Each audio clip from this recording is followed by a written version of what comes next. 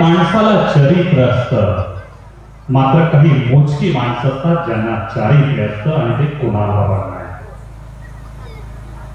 कुणाल बाबांचा अजेंडा विकासाचा आहे, मात्र त्यासोबतच छत्रपती शिवाजी महाराजांचं सर्व धर्म समभावाचं विचारधारेचं सूत्र कुणाल बाबांनी आपल्या हातामध्ये घेतलेलं आहे. बऱ्याचदा आपल्यापर्यंत अफवा येतील, आपल्याला भ्रमित करण्याचा प्रयत्न केला जाईल, कारण की काँग्रेसचा उमेदवार यांच्या नावाने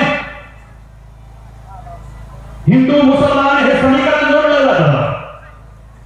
मला आपल्याला या ठिकाणी एक मुद्दा मांडायचा. ज्या छत्रपती शिवाजी महाराजांनी शेतकऱ्याचं कष्ट करण्याचं सामान्य रयतेचं स्वराज्य निर्माण केलं, ते कुठल्या एका जातीच्या बळावर नाही, कुठल्या एका धर्माच्या बळावर नाही.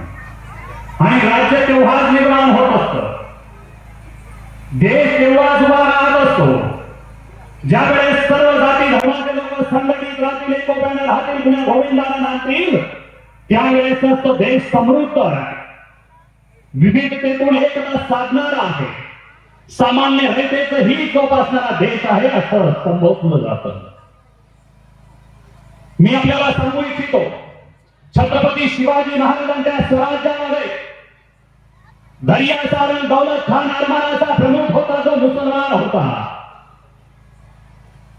छत्रपती शिवाजी महाराजांच्या स्वराज्यामध्ये त्यांचा एकमेव वकील, ज्याने 1670 ते 1674 पर्यंत शिवाजी महाराजांचे खाजगी सचिव म्हणून काम पाहिलं, तो काजी हैदर, तो मुसलमान होता.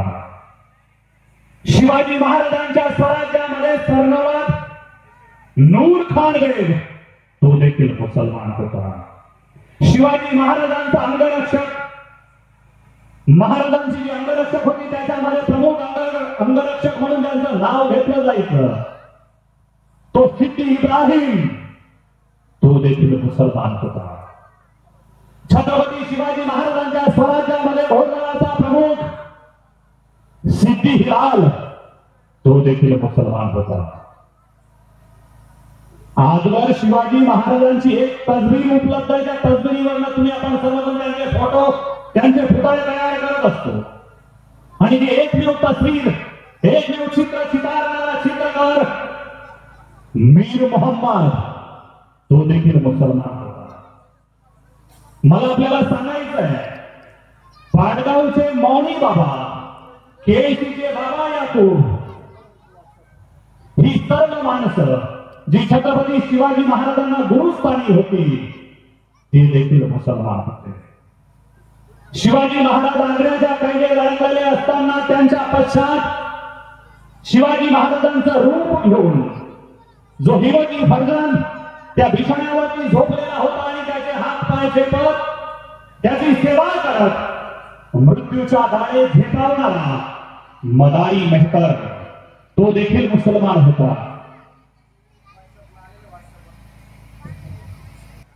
विजापूर दरबारावरून 700 पठाणांची फौज स्वराज्यामध्ये दाखल झाली. हे 700च्या 700 पठाण मुसलमान होते. दिल्लीवरून मोगली दरबारातून 4 घोडदळाची पथकं स्वराज्यामध्ये दाखल झाली. ते 4ही घोडदळाची पथकं सर्वच्या सर्व मुसलमान होते. मला सांगायचंय, एवढी मुस्लिम सरदार छत्रपती शिवाजी महाराजांनी स्वराज्याच्या कामी लावली. हे स्वराज्यासाठी झटत होते. शिवाजी महाराजांचं स्वराज्य मुस्लिमांच्या विरोधात असतं का? अर्थात राजांनी 12 बंदेदार, 18 बंदेदार, शेतकरी, कष्टकरी, सामान्य शेतकऱ्याच्या पोरांना सोबत घेतलं. सारी माळी, कोळी, तेली, तांबोळी, आदिवासी, कोकणी, मावशी, कुंभी, पाटील, केळी सर्वांना सोबत घेतलं आणि स्वराज्य उभं केलं. म्हणजे सर्व धर्म समभावाची शिकवण देणारं स्वराज्य होतं. आणि तो शिवाजी महाराजांचा विचार घेऊन कुणाल बाबा पाटील सर्वसामान्य कार्यकर्त्यांना आपल्या सोबत घेतात आणि सर्वांना पुढे घेऊन जाण्याचा विचार तोच धागा आपल्या राजकारणाचा ठेवतात. म्हणून खऱ्या जे कोणी सांगत असेल हिंदू मुस्लिमाचा वाद तयार करत असेल त्यांना उत्तर द्यावं लागेल. शिवाजी महाराजांनी सर्व धर्म समभावाची भावना जोपासली म्हणून स्वराज्य उभं राहील आणि तोच विचार जो पुढे घेऊन जाईल तो खऱ्या अर्थाने छत्रपती शिवाजी महाराजांचा वारसदार होऊ शकतो. फक्त जय शिवाजी जय भवानी म्हटलं म्हणून कोणी त्यांचा वारसदार त्यांच्या विचारांचा वारसदार होऊ शकत नाही. हे मला या ठिकाणी आवर्जून सांगायचंय. कारण की हा देश जो उभा राहिलेला आहे तो कोणी एकट्याच्या बळावरती उभा राहिलेला नाही. या ठिकाणी असंख्य ज्ञात अज्ञात क्रांतिवीरांनी देशभक्तांनी रक्तरंजित इतिहास निर्माण केला. 1885 पासून ज्या काँग्रेस पक्षाची स्थापना झाली